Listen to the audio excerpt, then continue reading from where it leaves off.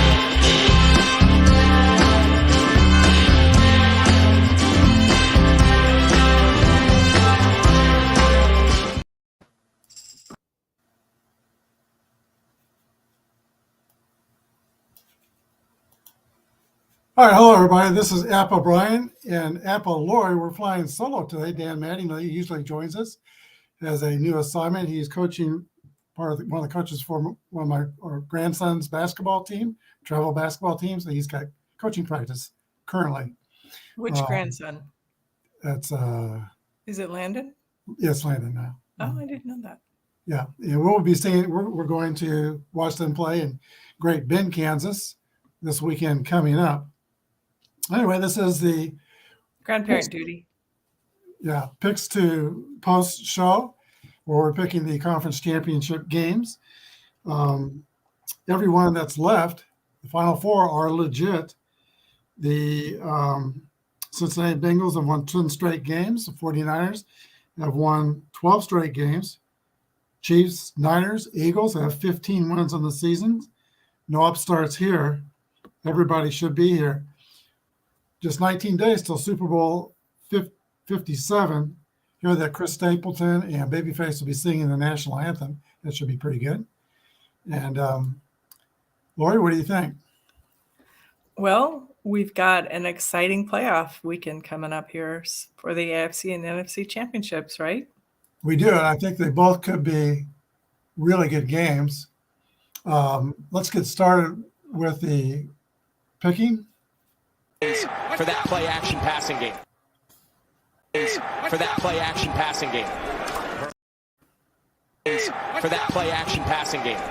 Purdy on the fake fires. It's a perfect throw to Kittle down the seam. And a first down, San Francisco. Look, this evening. Third down. Look, this evening. Third down and 5. Hurts will look to throw. He's got Goddard with a one-handed catch. Bayless Goddard in. Touchdown, Philadelphia. What a catch, and he turns it into a score from 16. Last week with T.J. Hawkinson having that game, and they brought Xavier McKinney down to cover the tight end. Great catch by Dallas Goedert. Never breaks stride. He shook Xavier McKinney with the outbreak. You can see right there, he stumbles to the ground, but that is an excellent catch and run by Dallas Goedert. As you see, we got two outstanding tight ends in this game. Got two outstanding teams in this game. San Francisco at Philadelphia. Kittle for San Francisco. In the divisional game, Kittle was kind of a go-to guy. He was running a skinny post down the center seam along a hash mark. And I think they did that two or three times. One of those catches by Kittle was a one-handed catch. And then a lot of Philadelphia's offense runs through Dallas Goedert, their tight end. Bruins fan, I think 49ers have their quarterback. I think so too. If you look at both their stats between Purdy and Jimmy G, who I think is coming off the injured list this week, both their stats are very much the same. Brock Purdy is 67%, and his touchdown numbers are 13 touchdowns to 4 interceptions and 8.1 yards per pass attempt. Purdy and Garoppolo are really about the same, but how can you take away Purdy? 7-0. This is his 8th start. He has shown a lot of poise. We got Bruins fan with us, and I see we have Philip Reynolds. And Philip, you're picking. Did I see his pick? Yeah, Bengals over Cincinnati or over Kansas City. Okay, we're not there yet, Philip, but we're talking about the Eagles and San Francisco. Top defense in points allowed, yards allowed is San Francisco. Nick Bosa versus Jordan Mailata, the offensive tackle for the Eagles. That's going to be something to watch. Bosa's the player of the year. He's got 18.5 sacks plus 19 tackles for loss. And San Francisco's safeties have 9 interceptions together, led by Ufanga. McCaffrey and Elijah Mitchell are on the injury list, but they're both listed day to day. McCaffrey's battling a calf injury, but they're pretty sure that both will be on the field come Sunday. McCaffrey has 746 yards over the season, plus 464 receiving, 4.7 average. Ayuk is the top receiver at 78 catches and 1,015 yards. Let's talk about Philadelphia for a minute. They're led by quarterback Jalen Hurts. Jalen is 24 years old. He is the youngest quarterback to lead the Eagles to a conference championship.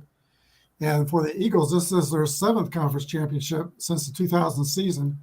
Only the New England Patriots have more. Hurts is 67% completed, 3,700 yards, 8 yards per pass attempt. He's also rushed for 760, 22 touchdowns passing, 6 interceptions, and 13 rushing touchdowns. A lot of people have Jalen Hurts up for MVP, but I think it's going to be hard to pass Mahomes for MVP, 5,200 yards passing on the season and 41 touchdowns. In this game, I'm looking, Lori, at the offensive lines and the defensive lines. I think San Francisco's offensive line and defensive line is slightly worse than Philadelphia's. Not by much, just by a tad.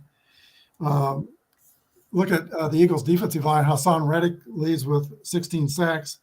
They got 4 guys who have double digits in sacks.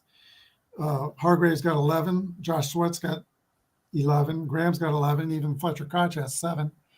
So they come at you from a whole lot of different directions. I don't think they will rattle Brock Purdy. He is totally poised. But I think they will get him. I think they'll get to him. You might have seen this is not the first game between Brock Purdy and Jalen Hurts. They play in the Big 12. Nobody plays defense in the Big 12. That score was 42-41. Wow. And Hurts was with Philadelphia, and Purdy was with Iowa State. Philadelphia's got running backs in Miles Sanders, 1,269 yards, 4.9 per carry. Strength of their offense, though, is the receivers. Devontae Smith has 95 catches, 1,196 yards. A.J. Brown, 88 catches for 1,496. And Dallas Goedert, 55 catches for 702. But again, in the Super Bowls over the years, when I picked like championship games and Super Bowls, I'm looking first at the offense and defensive lines. I just think Philadelphia is a little bit better. So I am picking the Philadelphia Eagles. Who do you got, Lori? Well, without all those wonderful stats, as I've watched the teams play, I have my thoughts are that these are the two best NFC games and NFC player teams, and that this is a really great match. And I'm thinking that the Eagles will be ahead, but I think it's going to be a shootout match. So, Forgot to mention, it's going to be about 50 degrees. oh, The 2 o'clock Central Time game. Very little chance for rain, so should be very nice conditions. yeah. Bruins fan says that this will come down to mobile quarterbacks, and Hurts is more mobile. Yeah. He is, and kind of noticed that Brock Purdy's a little bit smaller than I thought he was. I kind of noticed that the last couple of weeks. But in Hurts' shoulder, from just telling by the way he played against the Giants, I think his shoulder is in pretty good shape. All right, so Philadelphia is both of our picks. I'm going to change this up a little bit and go to the game that we are sweating over. That's The cold game. should be about 17 degrees at kickoff. Burr. The Well, ball's going to be hard to hold. We brought some of the greats here to the show. John Brody of the 49ers. He was 3 times an NFL passing leader, 68, 71. There's another year he led. And Harold Carmichael for the Eagles and Norman Brocklin. And some of the greats we've got looking on the show today is Kenny Anderson of the Cincinnati Bengals, great quarterback, led them to their first Super Bowl, I believe. And then Lenny Dawson, who passed away this year, probably through my life, my all-time favorite athlete, and Buck Buchanan of the old Kansas City Chiefs. All right. All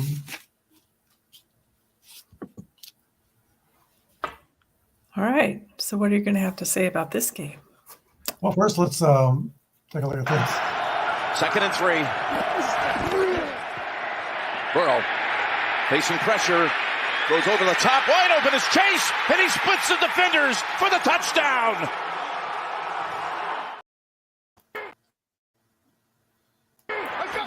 Chiefs' 3rd drive. Well, if you don't click on these hard, Chiefs' 3rd drive of this first half.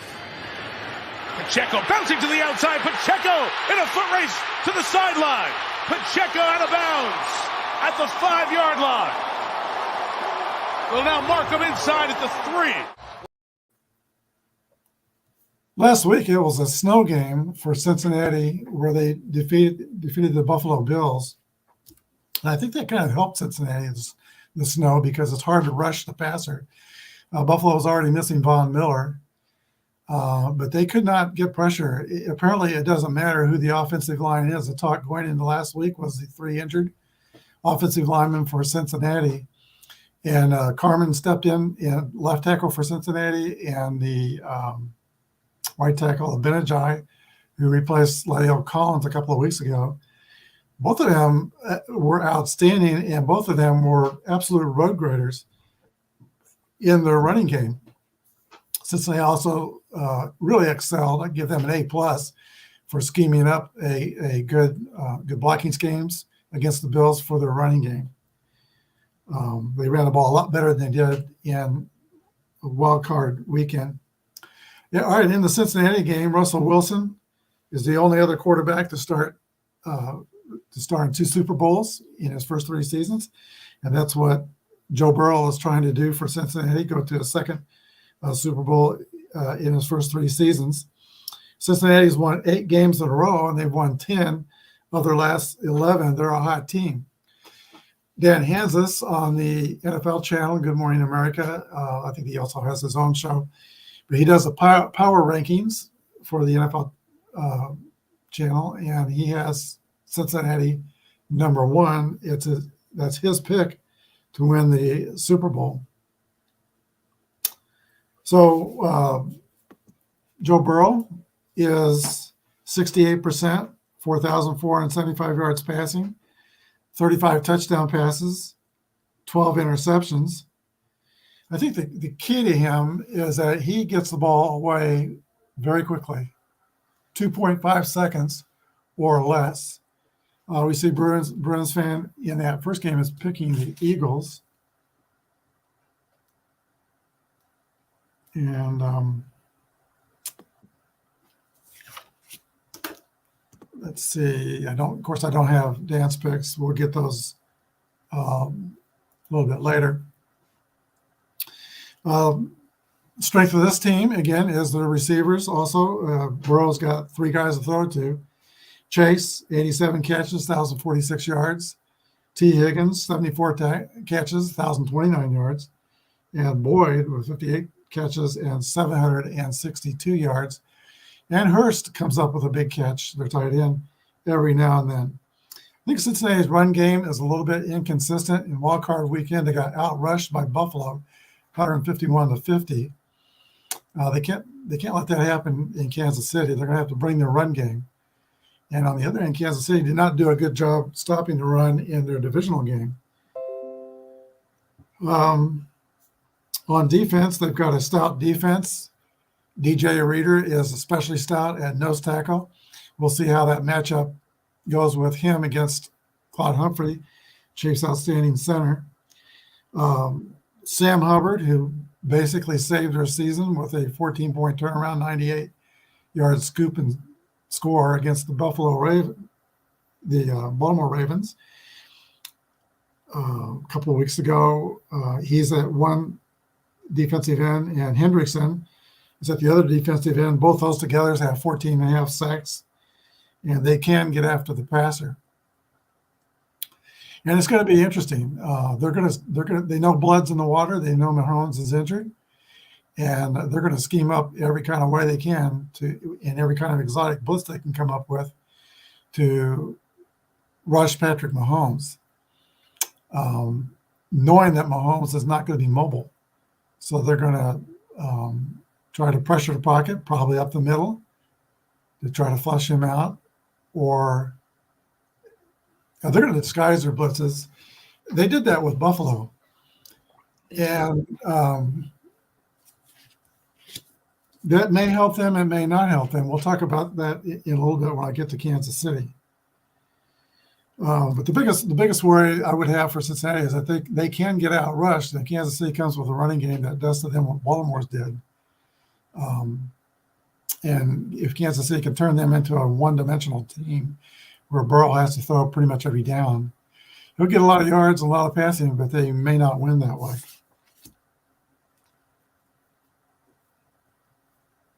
Now the Chiefs. Mahomes is trying to join Kenny Stabler and Tom Brady, or he has joined Ken Stabler of the Oakland Raiders and Tom Brady by being in 5 straight AFC title games. Brady was in actually 8 title games. He was 67% on the year with 5,250 yards passing, 41 touchdowns and 12 interceptions, 4 more touchdowns rushing, so he counted for 45 touchdowns. That's an MVP season, I believe, any way you cut it. Now the ankle, last night they said that his injured ankle is doing okay, that he's getting treatment. Tony Romo, on the other hand, said that he's had this injury, and by Tuesday and Wednesday, he couldn't walk. He was in a boot, and he could not walk. Yeah. I kind of think wonder about him having played on it as well, so that may not have helped his case any. They may have heard it more. You're right. That happened to another quarterback, and I forget who that is, but that has happened. Mm-hmm. If you saw the ankle sprain, my first thought, Laura and I, we went, ugh. My first thought, I hope it's not fractured. Yeah. And, if you saw Tony Pollard turn his ankle in the other game, his ankle was fractured. And it kind of looked, I think he's having surgery on his ankle coming up. But you look at it, both of them were kind of similar. Mahomes had a sprained ankle first week of 2019, also against Jacksonville.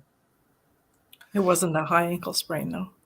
It was a high ankle. It was a different It was a different foot. It wasn't his plant foot. That's the difference. Yeah, that's the big difference there. So he came back next week against in 2019, played the Raiders and threw for 443 yards, and then follow that up with 373 yards the next week, 4 touchdowns against the Raiders and 2 or 3 the next week against no interceptions. So it did not faze him at all. And I think he said this is not as bad as the one he felt in 2019. If he's telling the truth. If he's telling the truth. A lot of mystery there. There's a lot of mystery there, and that's kind of Andy Reid's old school style way of going. He is pretty quiet about injuries. He is quiet, yeah. And you just want to think the best and hope for the best, right? I believe he's playing, but we won't know until he gets on the field and starts moving around. Right. Now, I'm thinking that this may not be the end of the world for Kansas City. There is opportunity here for things to turn our way. For example, the Chiefs have a couple of ways to approach this. They can approach this in a reactive way, knowing that the blood's in the water and that Cincinnati is going to scheme up exotic defenses to attack Mahomes. There was a play, for example, where Buffalo shifted their line one direction.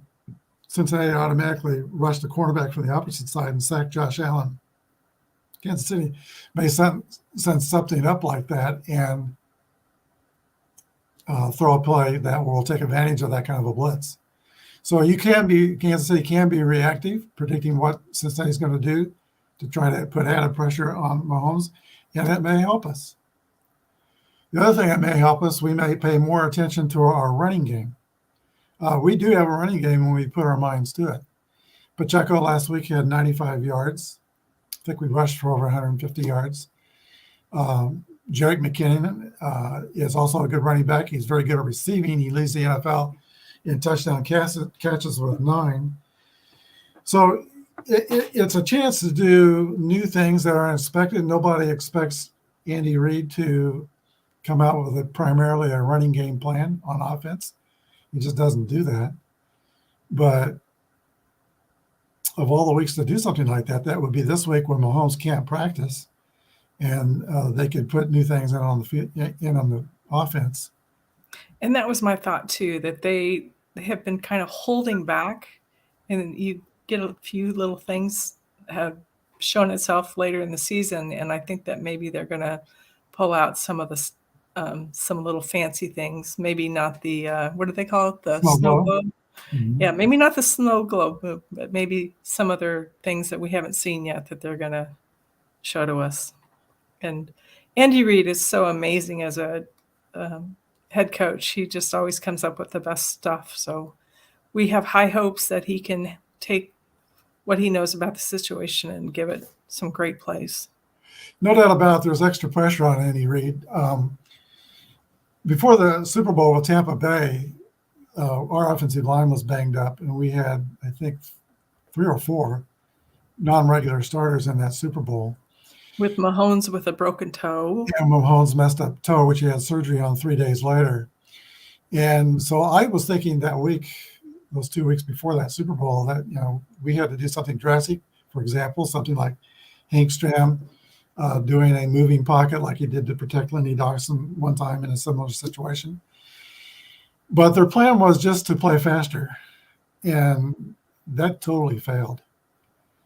So, well, I also think there might have been another issue. There was a rumor that the team might have gotten COVID that week before, and nobody had any energy. So even if they played faster, they just didn't have it. And all the calls were not going their way. If I remember that game, that was really a frustrating game. But yeah, so hopefully it'll be a different story this week. And I think Mahomes is going to play no matter what. It doesn't matter what his ankle's like. He's going to just go in and play. So we will have a non-mobile quarterback, and he will move as much as he's able. Well, we haven't said who we're picking yet. Kansas City's number one in scoring. And I would note, too, this is not the same defense that lost to Cincinnati in the AFC title game last year in overtime. We have revamped our defense and gone younger with more speed. With all the rookies on the defensive side of the ball, we are faster than we were last year.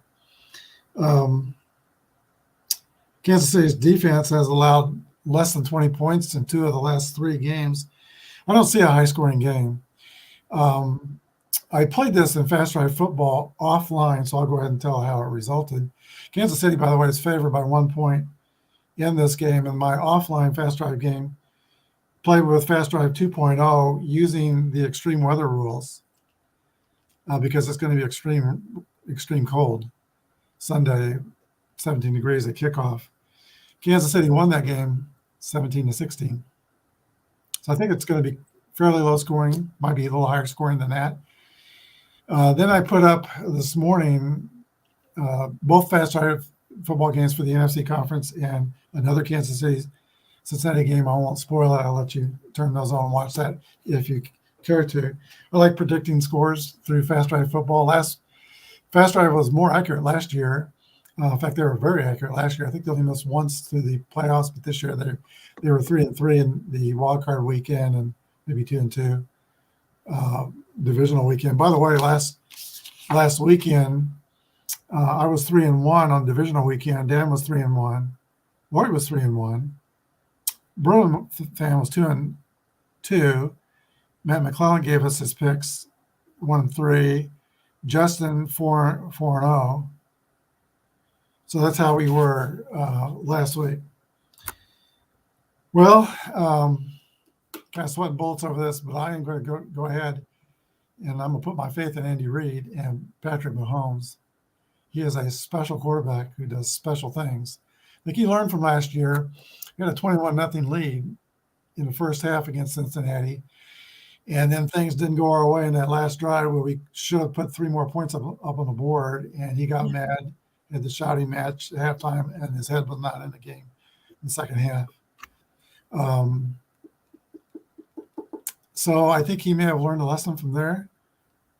I put my trust in Andy Reid and Pat Mahomes, and I'm picking the Chiefs. All right. Well, I'm picking the Chiefs too, and I'm putting my trust in Andy Reid and his creative ability to make great plays, and the fact that even though Mahomes is going to be hobbled, he's still an amazing quarterback, so he will do it.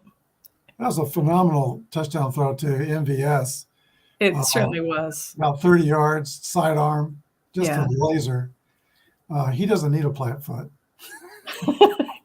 Well, he just needs to do it differently without a plant foot, which I think he figured out in the middle of the game. So, well, actually, he's played that way. I mean, if anybody was going to play with a sprained ankle and do it successfully, it's got to be Mahomes, because he practices those off-script plays all the time, and he has since he's been playing quarterback.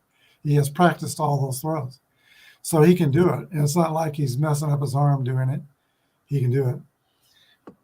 Well, before we close, I want to read what we. So you got the Bruins fan is getting the Chiefs too. Well, okay, let me get him down for Chiefs. So we're all in complete agreement on both Philadelphia and Kansas City for the year. Dan was 60%. I was 61%. You going to put up your graphics? I will at the end. Lori was 66, but we also have friends of the channel who've been giving me the picks every week. And they've been winning. Yeah, they're doing really well in the comments. You guys are great. Bruins fans at 69%. My son Justin's at 69%, and Matt McClellan is at 62%. So they have been regularly giving us picks. Before we go, got one more little video, and before we say goodbye.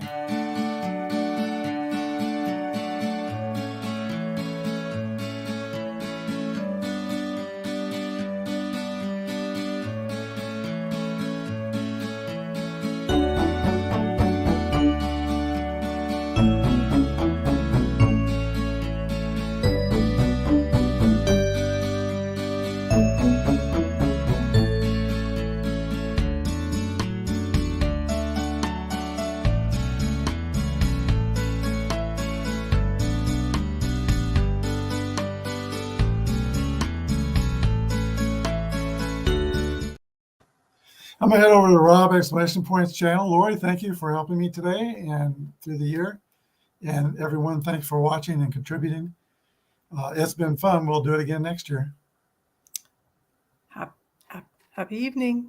Thanks for joining us, everybody.